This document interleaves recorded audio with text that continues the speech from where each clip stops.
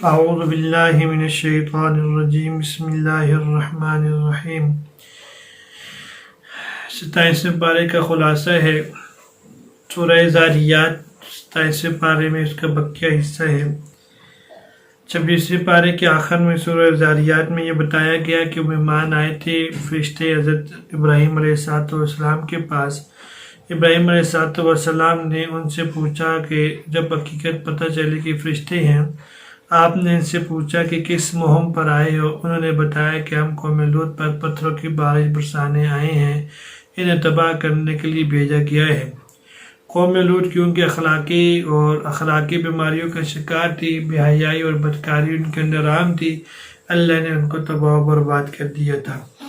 اسی طرح قوم عاد ہے، قوم ثمود ہے، ان لوگوں نے بھی نافرمانی کی ہے۔ اللہ تبارک و تعالیٰ نے ان کے ساتھ بھی معاملہ کیا ہے، ان کو بھی اللہ نے تباہ و برباد کیا ہے۔ اور دنیا کے اندر انسان کے آنے کا مقصد کیا ہے؟ سوال یہ ہے، یا اللہ انسان کو بھیجا کیوں ہے؟ اللہ نے فرمایا انسانوں کو جنوں کو تخلیق کرنے کا مقصد یہ ہے کہ وہ رب کو پہچان لے، رب کی بندگی کرنے والے بن جائیں، اپنی زندگی کو اپنے رب کی مرضی کے مطابق گزار کے آ جائیں۔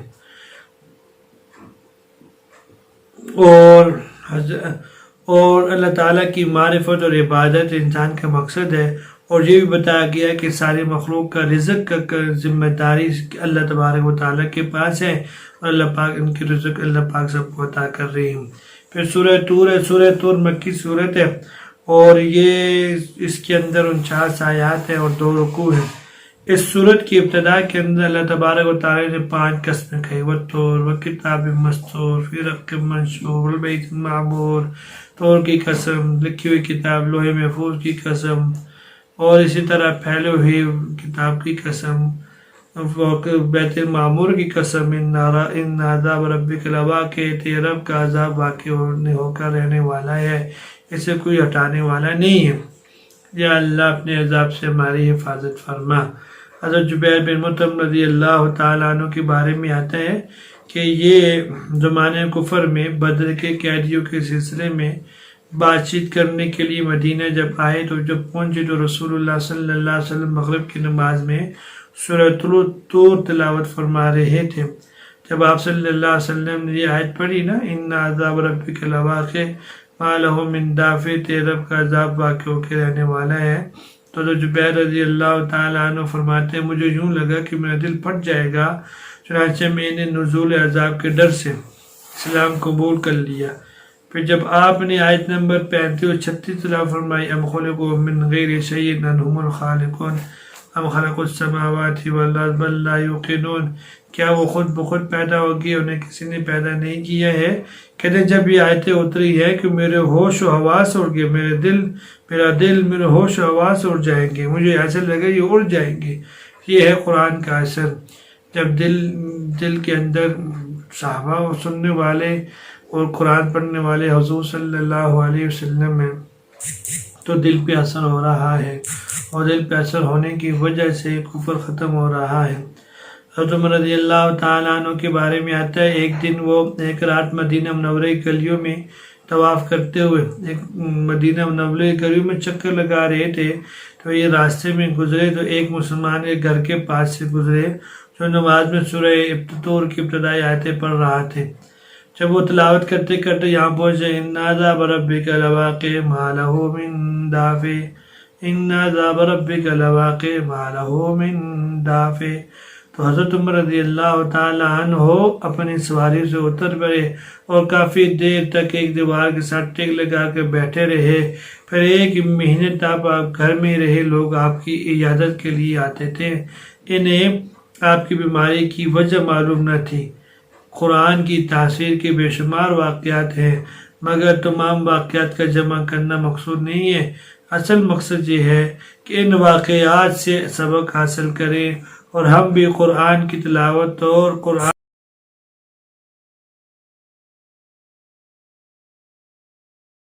غور و تدبر کرے تاکہ ہمارے دلوں کے اندر بھی قرآن کا اثر آ جائے اور قرآن کے نور سے اللہ ہمارے دلوں کو منور کر دے۔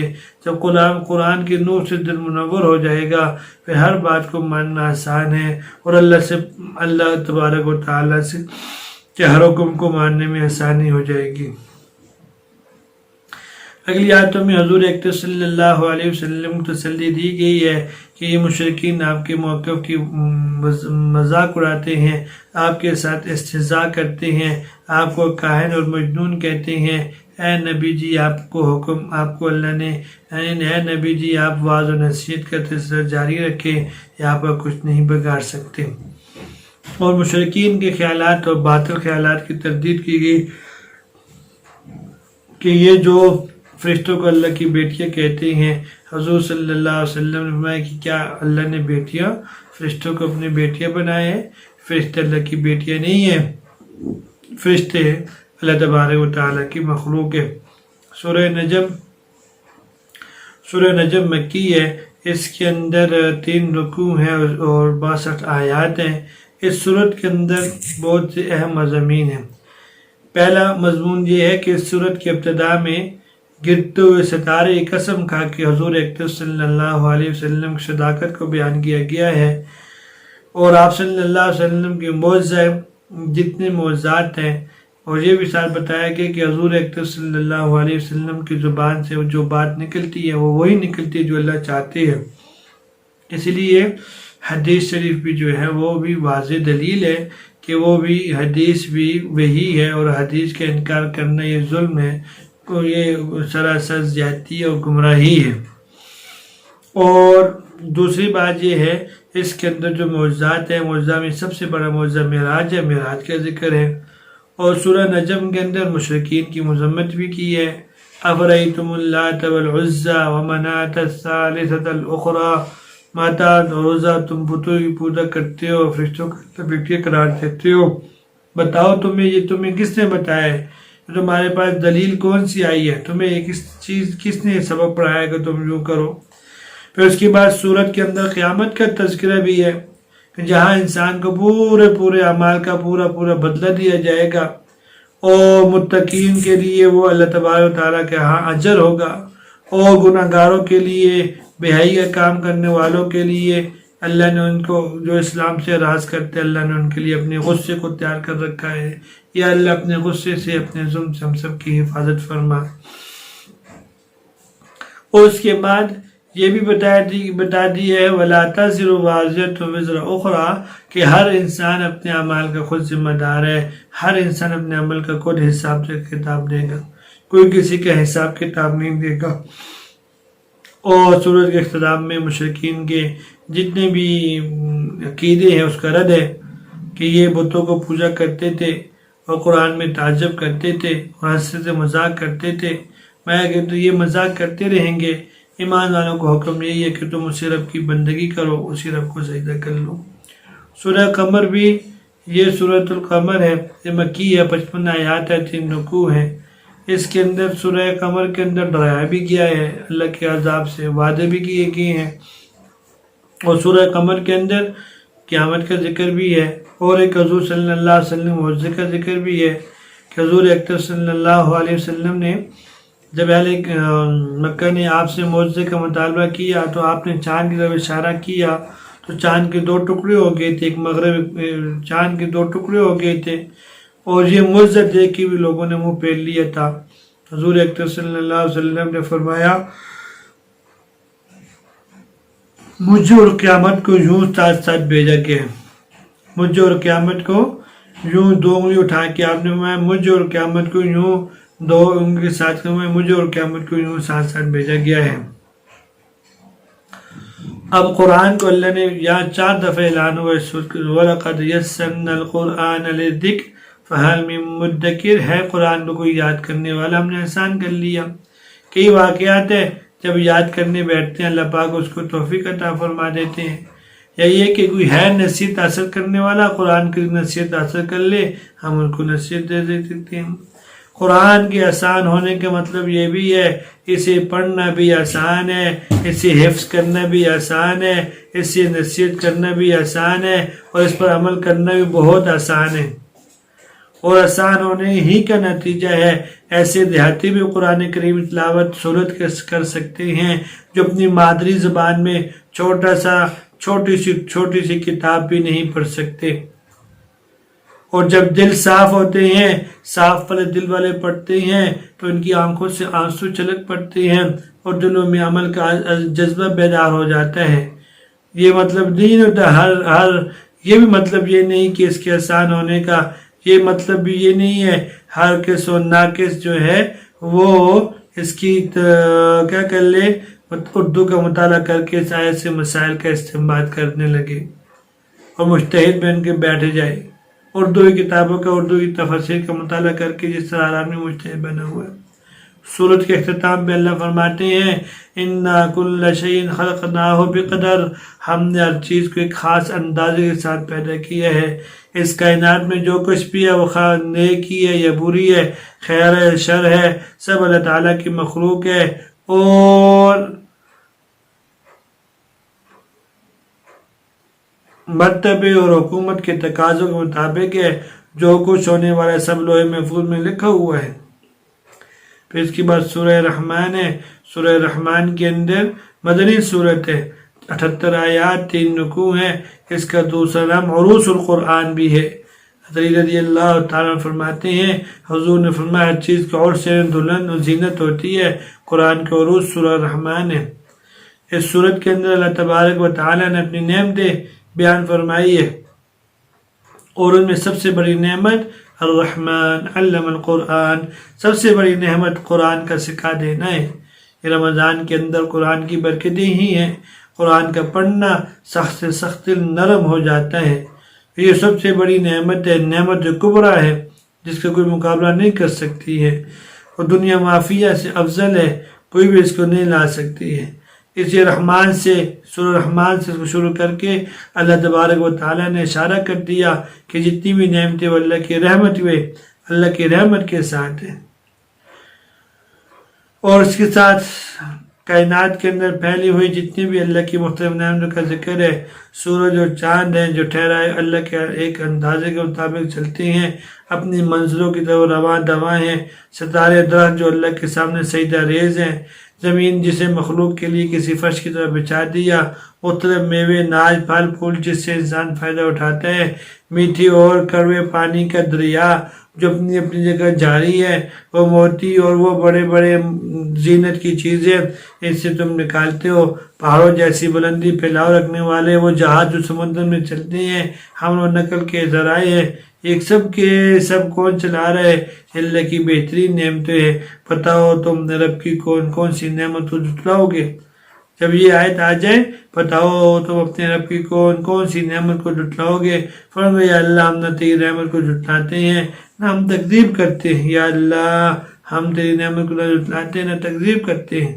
ہر چیز فانی ہے، ہر چیز ختم ہونے والی ہے، باقی صرف اللہ کا نام رہے گا۔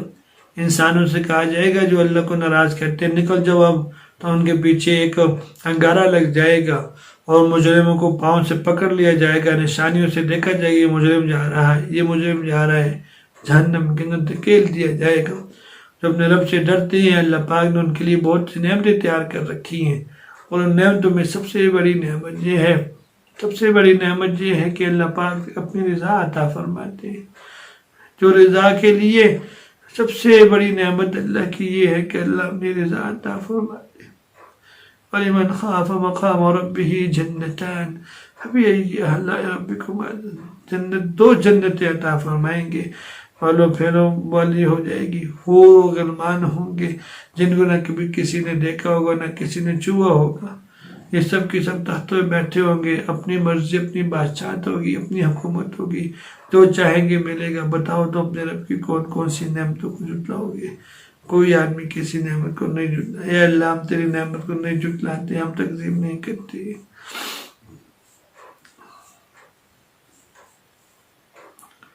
सूरत वाक़िया मक्की है, 96 आयात, इसमें 3 रुकू है। इस सूरत को सूरतुल कहफ भी कहा जाता है। अब्दुल्ला इब्न मसूद रज़ियल्लाहु ताला अन्हु फरमाते हैं, जो शख्स इस सूरत को हर रात पढ़ेगा कभी फाका नहीं होगा। इस सूरत के अंदर क़यामत कायम होगी। क़यामत कब आएगी इसका जिक्र है। क़यामत के कायम होने की वजह क्या होगी, इज़ा वक़अतिल वाक़िया। और इस सूरत के अंदर 3 अहम किस्म के लोगों का जिक्र है। अस्हाबुल यमीन, वो लोग जो जन्नती होंगे दाएं हाथ वाले। अस्हाबुल शिमाल, वो लोग जो जहन्नम में जाए बाएं हाथ वाले। और तीसरे जो है साबिक़ून, वो आगे बढ़ने वाले लोग होंगे। अल्लाह तबारक व तआला ने इसके अंदर मुख्तलिफ नेमतों का जिक्र कर दिया है कि मेरी नेमतें, बाज़ कसम का कि फरमाइश कुरान बड़ी इज़्ज़त वाला है, जो एक महफूज किताब में दर्ज है, जिसे पाक लोग ही छू सकते हैं। कैसे अल्लाह पाक पत्थर से पानी से गला निकालते हैं, फिर आग निकालते हैं, अल्लाह का बहुत बड़ा इनाम है। और आखिर में अल्लाह ने ये फरमा दिया कि 3 इंसान होंगे। फअम्मा इन कान मिनल मुक़र्रबीन फ़रौहुन व रिहान व जन्नतु नईम। मुक़र्रब लोग कहाँ होंगे, दाएं लोग वाले कहाँ होंगे, अल्लाह की तरफ से नेमत होगा। सलामुन लका मिन अस्हाबिल यमीन। और जो जुटलाने वाले गुमराह हो जाएंगे वो जहन्नम की तह के अंदर दाखिल कर दी जाएगी। अल्लाह हम सबकी हिफाजत फरमा। सूरह हदीद मदनी है, 29 आयात, 4 रुकू है। हदीद लोगों कहते हैं क्योंकि इसमें लोहे का हदीद का जिक्र है, इसलिए इसको 3 कहा जाता है। इस सूरत को सूरत हदीद कहा जाता है। इसमें एक मजमून तो ये है कि ये बताया गया है कि अल्लाह सब का खालिक व मालिक अल्लाह है और सब चीज़ों को करने वाला निज़ाम अल्लाह ही के पास है। और जब सारी चीज़ों की तख्लीक अल्लाह ने की है तो सारी चीज़ों से रब की तस्बीह व तहमीद करती है। इंसान और हैवान, शजर और हजर, जिन और फरिश्ते, जमादात और नबातात, सब के सब ज़ुबान हाल ज़ुबान क़ाल से उस रब की अज़मत और कुबराई का इकरार करते हैं। जब कुछ न था वो सब वो होता, जब कुछ नहीं रहेगा वो तब भी होगा, अच्छी भी गालिब रहेगा। वहुव मअकुम ऐनमा कुंतुम, जहाँ भी हो तुम अल्लाह तुम्हारे साथ है। ये तंबीह भी है न मानने वालों को, तुम क्या समझो कोई भी नहीं है, और मानने वालों को भी है कि तुम्हारे अल्लाह तुम्हारे साथ है, गम न करो, अल्लाह तुम्हारे साथ है, गम न करो। फिर दूसरा मजमून इसके अंदर ये भी है कि अल्लाह और अल्लाह के रसूल पर जो ईमान लाते हैं, दीन की सरबुलंदी के लिए माल और जान कुर्बान करते हैं, कुर्बान करने को हुक्म दिया है, अल्लाह के रास्ते में खर्च करने की तरगीब दी है। कहीं तुम्हें क्या हो गया है, तुम अल्लाह के रास्ते में खर्च नहीं कर देते हो। अल्लाह ने इसको कर्ज कहा है, मन ज़ल्लज़ी युक़रिदुल्लाह क़र्ज़न, कौन है जो अल्लाह को कर्जा दे, अल्लाह को कर्जा दे, अल्लाह को कर्जा दे। अल्लाह पाक ने मुख़लिस अहले ईमान और मुनाफिकों का जो हाल है उसका भी जिक्र कर दिया। ईमान वालों का क्या हाल है, मुनाफिक का क्या हाल है। मुनाफिकीन यहूद व नसारा ज़िंदगी गुजारते हैं, ज़ाहिरी कोशिश से इनसे धोखा न खाए। आगे फरमाया, अब क्या ईमान नहीं आए, क्या वक़्त नहीं आया, अलम यअन लिल्लज़ीना आमनू अन तख़शा क़ुलूबुहुम लिज़िक्रिल्लाह, कि इनके दिल, क्या इनके पास वक़्त नहीं आया कि ये इनके दिल अल्लाह के अज़ाब से डर जाएं। अल्लाह, दिल सख्त हो गए हैं, इनमें से बहुत से फासिक हैं। और तीसरा अहम इसके अंदर ये बात भी जिक्र की गई है कि अल्लाह ने इंसान के सामने दुनिया की ज़िंदगी की हकीकत बयान की है ताकि इंसान इस ज़ाहिरी ज़ेब व ज़ीनत से धोखा न खाए। समझाया गया है कि देखो इलाह का चीज़ है, यहाँ ख़त्म होने वाली चीज़ है। देखो ज़रा फसल को कैसे उगाते हैं अल्लाह पाक, फिर फसल उगने के बाद फिर कैसे तबाह ख़त्म हो जाती है। इंसान है, दुनिया में आया है, फिर दुनिया से चला जाएगा, तो क्यों ना अपने रब को राज़ी करके चले जाओ, बढ़ो उस जन्नत की तरफ जिसकी चौड़ाई आसमान और ज़मीन से भी ज़्यादा है। साबिक़ू इला मग़फ़िरतिन मिन रब्बिकुम व जन्नतिन अर्ज़ुहा अस्समावातु वल अर्ज़। और जब अल्लाह पाक नेकी के पे लगा दे फिर तकब्बुर नहीं करना। नेकी का तकब्बुर बहुत बुरा है, बहुत बुरा है, बल्कि अल्लाह का फजल है, अल्लाह का अपने फजल से लगाते हैं। फिर आगे कहा कि अल्लाह पाक ने रहबानियत को किसी मजहब में, किसी दिन में नहीं रखा है कि सब कुछ छोड़ के तना चला जाए। यहूदियों के अंदर भी और ईसाइयों ने भी जो रहबानियत इख्तियार की है वो खुद की है, अल्लाह ने इन पर मुसल्लत नहीं की है। इससे पता चला है कि जो दीन के लिए हो, जो चीज़ दीन के लिए हो वो ठीक है, जो दीन में हो वो बिदत है। और जो दीन में बिदत होती है, बिदत वही होती है मा मिन अमरिना फी हादा من احدث فی امرنا ھذا، من احدث فی امرنا ھذا، جو ہمارے اس معاملے کے اندر اس دین میں نئی چیز کو ایجاد کر لے وہ بدعت ہے۔ ایک دین سیکھنے کے لیے جو چیز اختیار کی جاتی ہے، جو سہولت کی اختیار کی جاتی ہے، اس کو بدعت نہیں، دین میں کوئی نئی چیز ایجاد کر لے۔ باقی دنیا کے اندر ساری ضروریات ہیں، جی گاڑی بن گئی وہ بدعت ہے، گاڑی بدعت نہیں ہے۔ باقی صرف دین کے اندر کوئی نئی چیز، دین مکمل ہے، اللہ پاک نے مکمل اکمل کر دیا ہے۔ اللہ پاک مجھے آپ کو دین پہ چلنے کی، عمل کی، قرآن سے ہمارے دلوں کو منور اللہ پاک کر دے، دین پہ چلنے کی اللہ ہم سب کو توفیق عطا فرمائے۔ یا اللہ ہمارے دلوں کو نرم کر دے، یا اللہ اپنے تمام عذاب سے ہماری حفاظت فرما۔ یہ یا اللہ 27ویں شب ہے، ہماری دعاؤں کو قبول فرما۔ جو آزاد سن رہے ہیں یا اللہ ان سب کی دلوں کی مرادیں پوری فرما، بیماروں کو صحت عطا فرما، پریشان والوں کی پریشانیوں کو دور فرما۔ کریم مولا کرم فرما، رحم فرما، اپنے حبیب کے تو فعل یا اللہ ان ساری وباؤں سے بلاؤں سے حفاظت فرما۔ اے اللہ امت مسلمہ کی خصوصاً حفاظت فرما۔ کریم مولا 27ویں شب ہے، تہجد کا وقت ہے، تو دعائیں سنتا ہے، سائل بن کے آئے ہیں، کوئی سائل یا اللہ ہم ہیں، سائل بن کے آئے ہیں، سب ساتھی سائل بن کے آئے ہیں، سب کی دعاؤں کو قبول فرما لے، سب کی دلی مرادوں پوری فرما لے، سب کی جائز حاجات پوری فرما دے، سب سے راضی ہو جا، جو جو دعا مانگے سب قبول فرما۔ وصلی اللہ علی النبی الکریم وعلی آلہ وصحبہ اجمعین، آمین برحمتک یا ارحم الراحمین۔